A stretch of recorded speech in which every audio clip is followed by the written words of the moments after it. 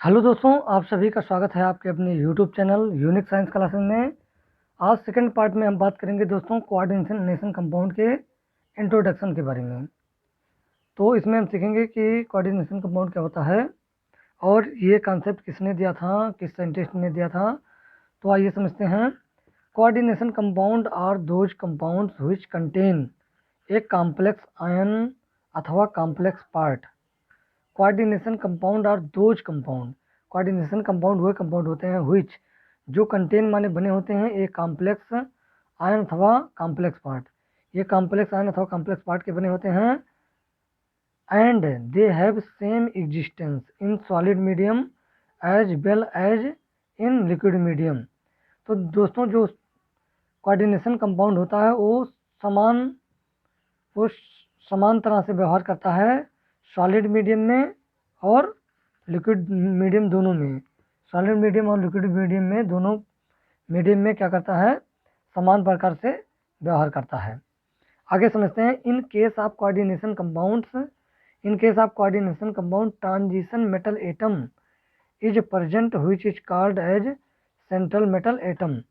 तो दोस्तों जो कोऑर्डिनेशन कंपाउंड होता है उसमें जो ट्रांजिशन मेटल होता है, आप लोगों ने डी ब्लॉक में पढ़ा होगा। डी ब्लॉक एलिमेंट में 3D श्रेणी 4D श्रेणी, उसमें जो तत्व होते हैं डी ब्लॉक के उसी को हम कहते हैं ट्रांजिशन मेटल।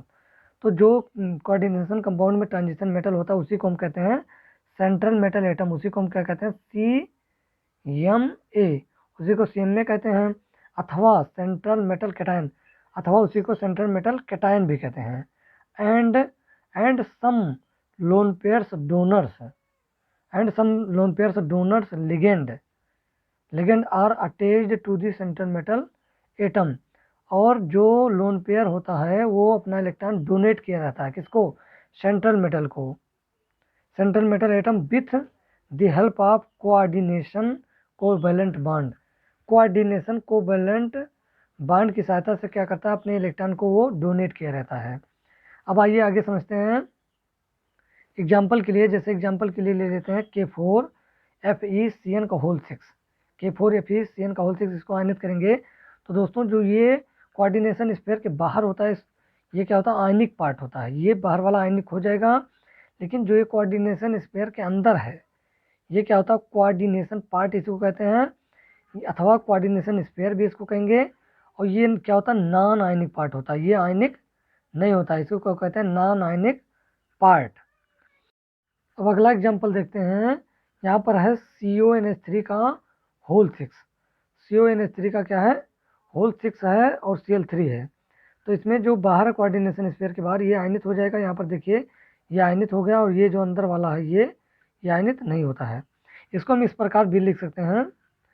अब यहाँ पर आइए समझते हैं बर्नर के कुछ कॉन्सेप्ट, इंपॉर्टेंट कॉन्सेप्ट हैं। तो दोस्तों यहाँ पर आइए समझते हैं some concept of Werner about coordination compound are given below. Werner साहब ने कुछ कोऑर्डिनेशन कंपाउंड के बारे में कुछ कॉन्सेप्ट दिया जो आगे दिए हुए हैं। आइए पहला कॉन्सेप्ट समझते हैं। पहला कॉन्सेप्ट है यहाँ पर, पहला है इन case of A coordination compound central metal atom has 2 types of linkage. यहाँ पर जो सेंट्रल मेटल एटम होता है वो 2 टाइप्स के लिंकेज रखता है। पहला है primary linkage and secondary linkage. अब आइए समझते हैं प्राइमरी लिंकेज और सेकेंडरी लिंकेज क्या होता है।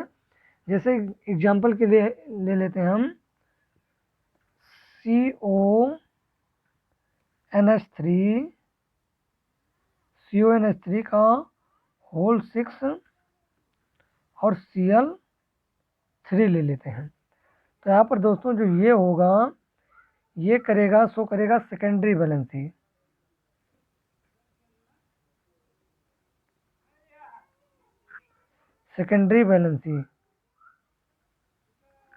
और जो ये कोऑर्डिनेशन स्फीयर के बाहर होगा ये क्या करेगा, ये शो करेगा प्राइमरी वैलेंसी को।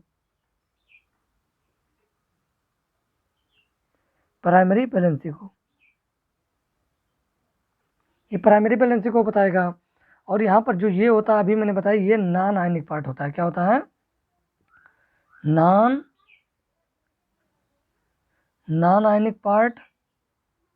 और ये क्या होता है, ये आयनिक पार्ट होता है, ये आयनित हो जाएगा, ये आयनित नहीं होता है। तो ये हो गया पहला पॉइंट, प्राइमरी लिंकेज और सेकेंडरी लिंकेज शो करता है। अब आइए समझते हैं दूसरा पॉइंट। तो दूसरा पॉइंट जो दिया हुआ है, दूसरा point, primary linkage is ionic in nature. Primary वही मैंने बताया कि प्राइमरी लिंकेज जो होगा वो आयनिक होगा, and while secondary linkage is non ionic which is also called as coordination linkage. इसी को हम कोऑर्डिनेशन लिंकेज भी कहते हैं। अब आइए समझते हैं थर्ड पॉइंट। थर्ड पॉइंट है, primary linkage gives oxidation number of the central metal atom. जो प्राइमरी लिंकेज होता है वो सेंट्रल मेटल एटम का ऑक्सीडेशन नंबर शो करता है, and this oxidation number indicates और जो यह ऑक्सीडेशन नंबर होता है वो इंडिकेट करता है प्राइमरी वैलेंसी को। वो किसको इंडिकेट करता है, प्राइमरी वैलेंसी को, primary valency of central metal atom, primary valency को शो करता है of the central metal atom की। अब आइए चौथा पॉइंट समझते हैं। चौथा पॉइंट है, secondary linkage gives coordination number of central metal atom which indicates, और यह दर्शाता है secondary valency of the central metal atom. तो जो सेकेंडरी लिंकेज होता है वो सेकेंडरी वैलेंसी को शो करता है, और जो प्राइमरी लिंकेज होता है वो प्राइमरी वैलेंसी को शो करता है। अब आइए इसमें एग्जांपल के लिए समझ लेते हैं। जैसे ले लेते हैं एग्जांपल के लिए CONH3 का होल 6 Cl3। जैसे ये दिया हुआ है, तो इसमें जो अंदर का सेंट्रल मेटल एटम होगा वो क्या करेगा, सेकेंडरी वैलेंसी को शो करेगा। तो इसका ऑक्सीडेशन नंबर निकाल लेते हैं। जैसे यहाँ पर CO है तो इसको मान लेते हैं X, और आप जानते हैं न्यूट्रल लिगेंड है तो इसको क्या मान लेंगे, 0 मान लेंगे। और यहाँ पर 3Cl है तो माइनस, और Cl की वैलेंसी -1 होती है तो -3 हो जाएगा बराबर 0। और यहाँ पर -Cl -3 उधर गया तो X बराबर क्या आ गया, 3 आ गया। तो ये जो सेंट्रल मेटल एटम शो करता है वो क्या शो करता है, प्राइमरी वैलेंसी। तो इससे हमारा क्या निकला, प्राइमरी वैलेंसी।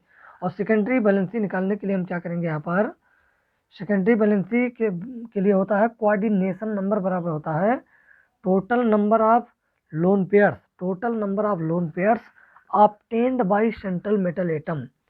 जो टोटल लोन पेयर ऑब्टेन्ड करता है central metal atom through ligand के द्वारा ऑब्टेन करता है, वही उसका क्या होता है, सेकेंडरी वैलेंसी। तो यहाँ पर ये है सेंट्रल मेटल एटम, ये कितना लिगेंड को ऑब्टेन किया है, कितना लिगेंड इससे जुड़ा हुआ है, 6 लिगेंड जुड़ा हुआ है। तो इसकी सेकेंडरी वैलेंसी यही बता देगा। तो इसकी सेकेंडरी वैलेंसी क्या होगी, 6 होगी। अब आइए और भी एग्जाम्पल समझते हैं। जैसे ले लेते हैं एग्जाम्पल के लिए K4Fe6। तो सेंट्रल मेटल का इसका निकाल लेते हैं ऑक्सीडेशन नंबर। तो यहाँ 4 पोटेशियम और पोटेशियम की वैलेंसी 1 होती है, और 4 पोटेशियम तो यहाँ हो गया 4+, इसको मान लिया मैंने X। और Cn पे एक चार्ज होता -1, तो यहाँ -1 लिख दिया, और 6 है तो -6 हो गया बराबर 0। तो यहाँ से 6 में से 4 घटा तो 2 आया, उसको उधर ट्रांसफर किया तो X बराबर क्या आ गया, 2 आ गया। तो ये जो सेंट्रल मेटल एटम दिखाता है ये क्या दिखाता है, प्राइमरी वैलेंसी। तो होगा प्राइमरी वैलेंसी। और इस सेंट्रल मेटल एटम से कितना लिगेंड जुड़ा हुआ है, तो 6 लिगेंड। तो ये क्या बताता है, सेकेंडरी वैलेंसी को। इसी प्रकार इसमें दिया हुआ है, इसमें LiAlH4 है। तो Li जो है वो आयनिक पार्ट है, और Al क्या है, सेंट्रल मेटल एटम है। और जो इससे हाइड्रोजन जुड़ा हुआ है इसको कहते हैं कॉम्प्लेक्स पार्ट कहते हैं। आई होप फ्रेंड कि जितना बताया गया ये आपको समझ में आया होगा। अब आइए समझते हैं इसमें 5वां पॉइंट। तो यहाँ पर जो 5वां पॉइंट दिया हुआ है इसको आइए समझते हैं। यहाँ पर ये 5वां पॉइंट है। 5वां पॉइंट क्या कह रहा है, with the help of coordination number we can decide hybridisation and geometry of the complex. तो यहाँ पर ये पॉइंट कह रहा है with the help of coordination number की सहायता से हम हम डिसाइड कर सकते हैं हाइब्रिडाइजेशन और ज्योमेट्री। तो जिसका कोऑर्डिनेशन नंबर जितना होता है उसी के अकॉर्डिंग हम इसके ज्योमेट्री और कोऑर्डिनेशन नंबर को भी डिफाइन कर सकते हैं। आई होप फ्रेंड कि इतना आपको जितना बताया गया वो समझ में आया होगा। अब आप यदि आप इसका स्क्रीनशॉट लेना चाहते हैं तो आप इसका स्क्रीनशॉट ले सकते हैं, और आप अपना नोट्स बना सकते हैं।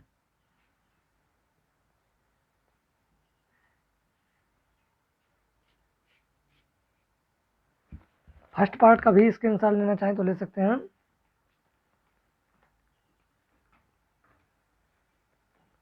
तो आई होप फ्रेंड कि आपको जितना बताया गया वो समझ में आया होगा। अब मिलते हैं नेक्स्ट वीडियो में इसके आगे नेक्स्ट टॉपिक में, तब तक के लिए धन्यवाद।